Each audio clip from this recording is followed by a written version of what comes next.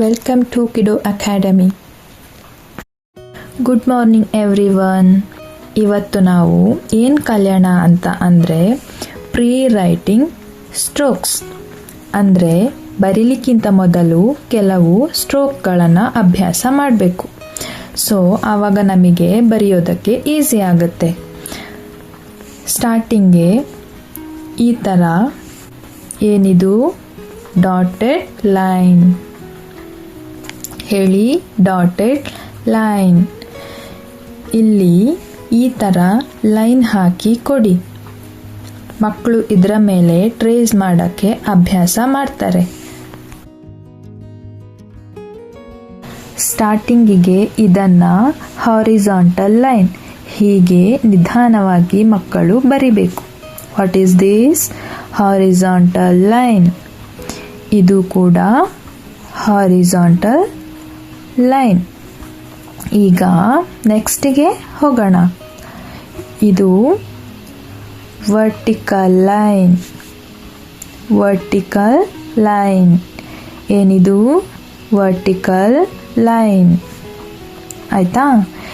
ಇದು ಅಭ್ಯಾಸ ಆದ ಮೇಲೆ ಮಕ್ಕಳಿಗೆ ಹಾರಿಜಾಂಟಲ್ ಲೈನ್ ಬರೀರಿ ಅಂತ ಹೇಳಿ.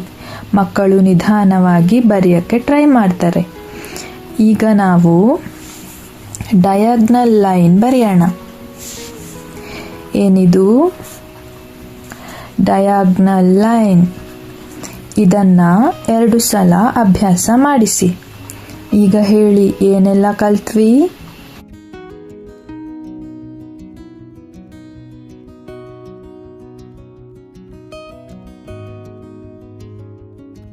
Horizontal line,